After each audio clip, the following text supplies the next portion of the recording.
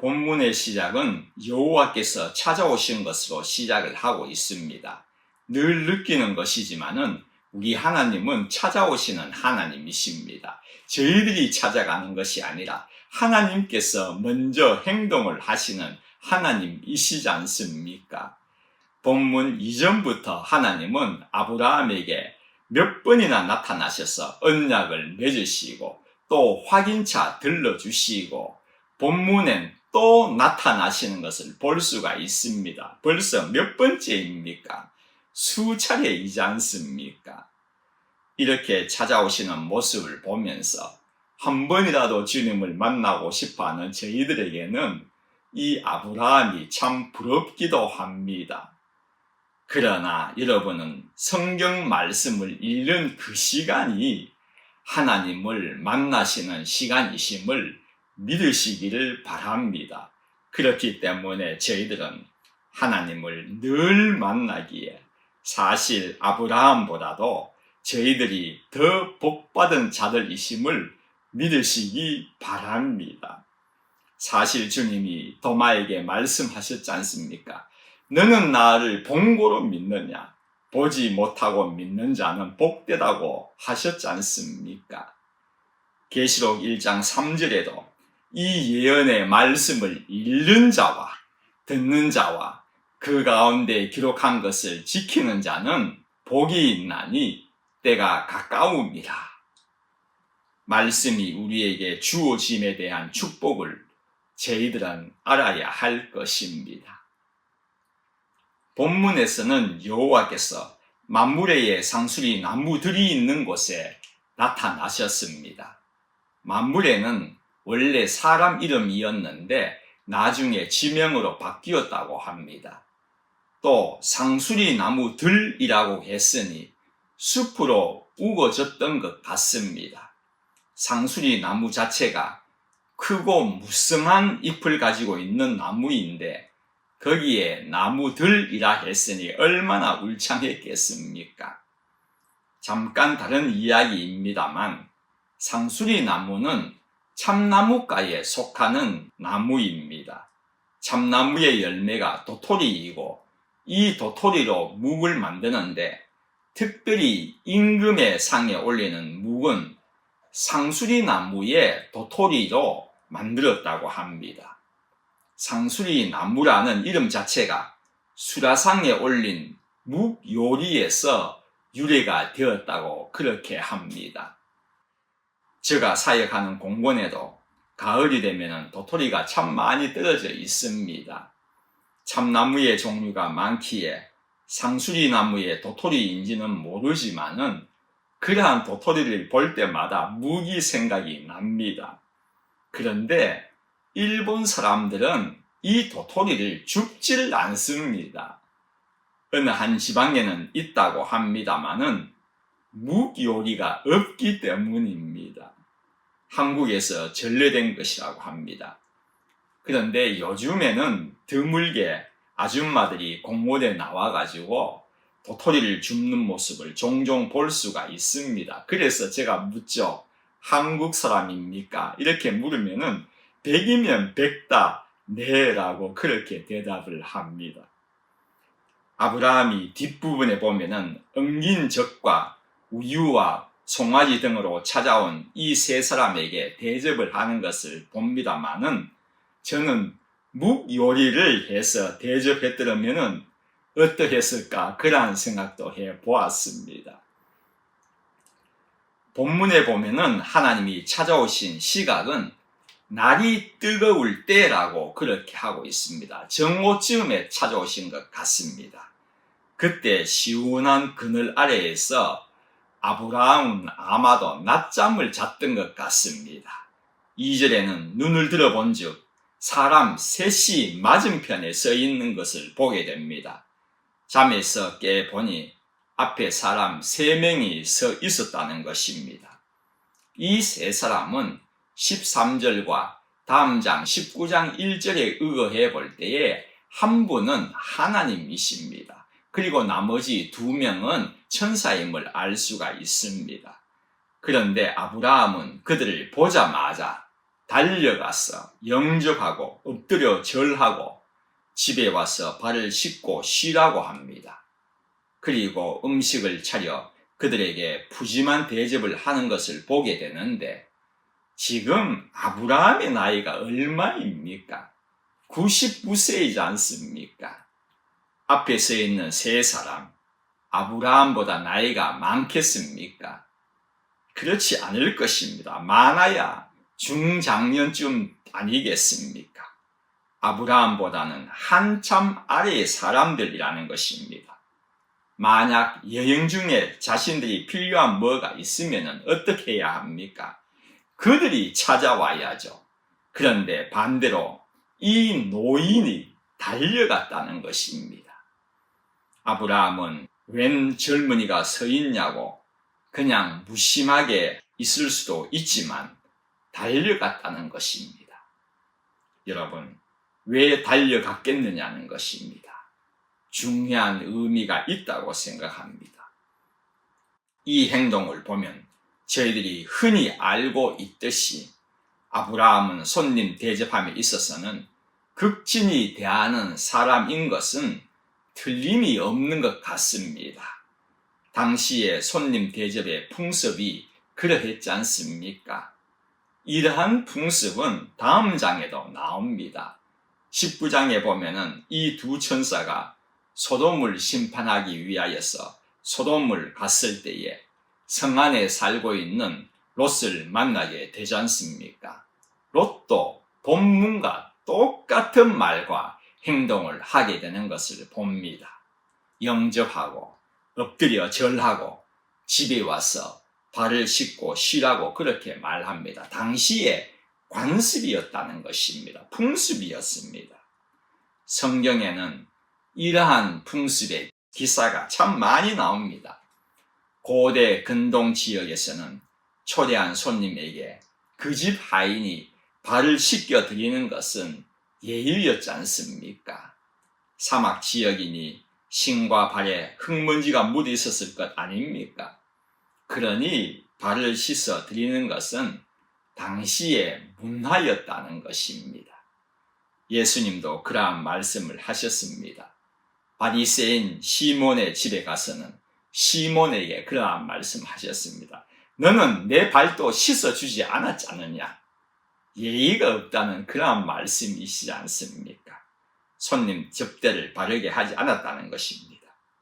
저는 이 아브라함의 행동이 꼭 풍습으로 인해 행한 일이었다고 보기에는 너무나도 이해하기 힘든 모습이 있었습니다. 풍습으로 인한 행동이었다고 해석하기에는 너무 부족함이 있다는 것입니다. 잠에서 깨어나자마자 난생 처음 만난 세 사람과 눈이 딱 마주치지 않습니까? 두려운 일일 수도 있을 것입니다. 동네 사람이 아니면 쉽게 알 수 있었을 것 아닙니까? 처음 대하는 자들이 빤히 쳐다보니 놀라지 않았겠습니까? 당연히 놀래야 할 상황임에도 불구하고 본문에는 그들을 보자 곧이라고 하고 있습니다. 초청한 손님이라면 이해가 되지만은 초청한 자들도 아닌데 반사적으로 즉각적으로 100세의 노인이 몸이 그들을 맞이하러 달려나갔다는 것입니다. 그리고 엎드려 영접하고 몸을 땅에 굽혔다는 이 행동, 또 주라고 불렸다는 것, 물론 당시엔 주라는 호칭은 하나님께만 붙이는 것은 아니었지만은 주라고 했다는 것 뿐만이 아니라 자신을 종으로 불렀다는 것. 아브라함은 지금 대갑부입니다. 얼마나 가축이 많습니까? 애굽 왕에게 받은 가축이 얼마나 많은데요. 떵떵거리며 살 수 있는 자이지 않습니까? 그러나 뛰쳐나가고 또 자신을 종으로 불렀다는 이 행위는 당시의 풍습으로 인한 행동이라고만 간주하기에는 무리가 있다는 것입니다. 그렇다면 무엇이 그를 이렇게 반사적으로 행동하도록 했을 것 같습니까? 하나님이 그의 마음에 주신 감동과 이끄심에 대한 결과라고 저는 생각합니다. 하나님을 만났는데 어떻게 감동이 없겠습니까? 하나님이 오셨는데 어떻게 이끄심이 없겠습니까? 누가복음 24장에 보면은 예수님께서 부활하시고 엠마오로 가던 제자들을 만나시지 않습니까? 엠마오 제자들은 알지를 못하였습니다. 그러나 나중에 음식을 먹을 때에 주님이신 것을 깨닫게 되지 않습니까? 그러나 그때에는 벌써 주님은 홀연히 어딘가 가버리셨습니다. 그때 그들이 무슨 말을 주고받습니까? 처음 예수님을 만났을 때에 마음이 뜨겁지 아니하더냐?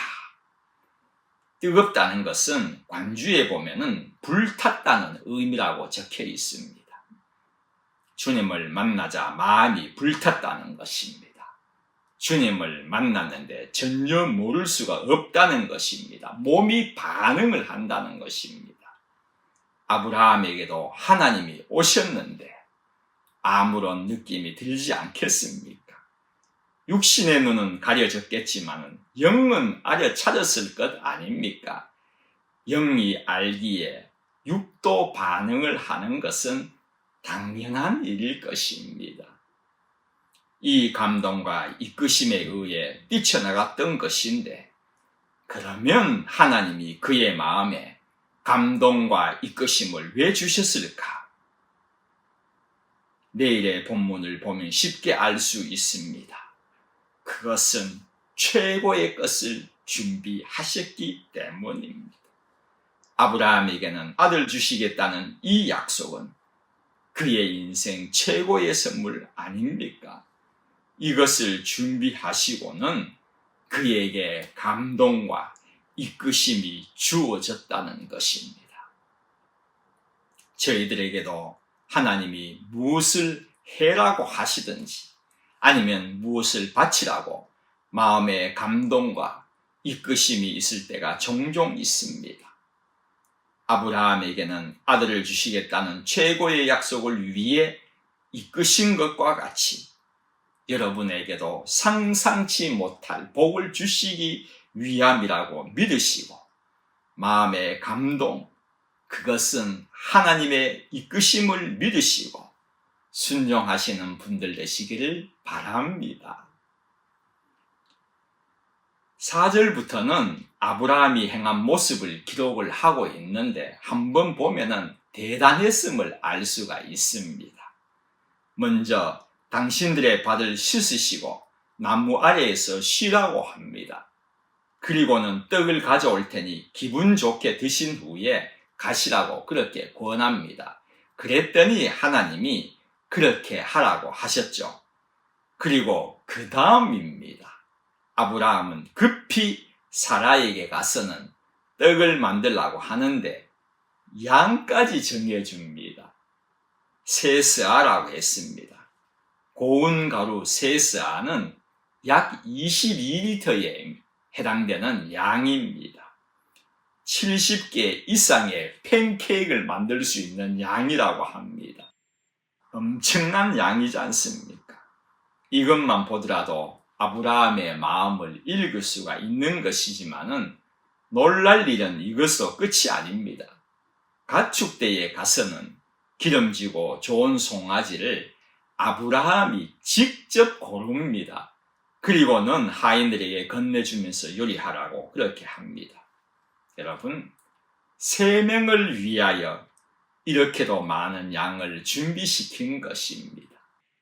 상다리 부러지지 않겠습니까? 다 드시고도 분명히 남을 것이니 남은 것은 가져가시라는 그러한 생각까지도 아브라함은 처음부터 한 것은 아닐까요? 특히 그의 움직임을 한번 봅시다. 사라에게 갈 때도 급히 갔고 가축대가 있는 곳에도 달려갔고 하인들에게 가서는 요리를 급히 하라고 합니다. 대단한 정성이지 않습니까? 이렇게 음식을 준비하여 마지막 절에는 이렇게 기록을 하고 있습니다. 아브라함이 엉긴 젖과 우유와 하인이 요리한 송아지를 가져다가 그들 앞에 차려놓고 나무 아래에 모셔섬에 그들이 먹으니라. 지금 무엇을 알려주고 있습니까? 아브라함이 정성껏 음식을 준비할 때에 하나님은 기다리셨다는 것입니다. 지금 아브라함 최고의 요리를 준비했다는 것은 쉽게 알 수가 있지 않습니까?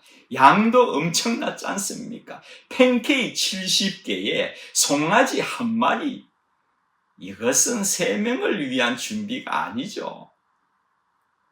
또 맛있는 음식은 대충 요리에서는 깊은 맛이 나오지가 않지 않습니까? 시간도 많이 걸렸을 것입니다. 1시간이 걸렸다고 합시다. 하나님은 1시간 동안 기다리셨다는 것입니다. 2시간이 걸렸다면 하나님은 그 2시간도 기다리셨다는 것입니다. 얼마든지 기다리실 하나님이셨다는 것입니다. 그런데 하나님이 배가 고파서 그들이 차려오는 것을 기다리셨겠습니까? 대접을 받기 위하여서 이 땅에 오신 것이 아니시지 않습니까? 아브라함에게 내년에 아들이 있다는 이 한마디를 하려고 이 땅에 오셨는데 요리가 끝나는 그 시간 끝까지 기다리셨다는 것입니다. 또 발은 어떻습니까? 발까지도 씻었습니다. 하늘에서 금방 내려오신 분이신데 발이 뭐가 그렇게 더럽겠습니까? 그러나 씻으셨습니다. 왜 이렇게 하나님께서 하셨을까를 생각해 보지 않을 수가 없는 장면 아닙니까? 그것은 우리 하나님은 정성과 헌신을 보시는 분이시라는 것입니다. 성실을 보셨다는 것입니다. 하나님께는 적당히가 있어서는 안 되는 것입니다. 하나님의 기다림은 헌신을 보기 위한 기다림이셨습니다. 거기에는 아들을 낳으리라는 최고의 선물까지도 준비하시고 기다리신 하나님이셨습니다. 아브라함의 헌신은 도저히 100세의 노인의 헌신이라고 말할 수 없을 정도의 성실과 정성과 최선의 헌신이었다는 것입니다. 그렇습니다. 하나님께 대한 우리의 자세 역시 이러해야 한다는 것을 보여주기 위한 장면의 말씀이라고 생각합니다. 성도 여러분, 하나님이 헌신을 이렇게 보고 계셨다면 여러분들도 헌신하셔야 합니다. 헌신은 하나님께서 나를 이렇게 구속하여 주셨다는 그 은혜를 늘 가지면서 헌신을 해야 하는 것입니다. 무엇보다도 헌신은 성실, 정성을 다하여서 최선을 다해야 하는 것입니다. 아브라함의 정성의 헌신에 하나님은 최고의 약속을 준비하셨듯이 여러분들의 헌신에도 도저히 여러분들이 생각하지 못할, 상상하지도 못한 하나님의 역사가 임할 것을 믿습니다. 기도드리겠습니다. 하나님, 아브라함의 헌신의 자세는 성실과 최선이었습니다.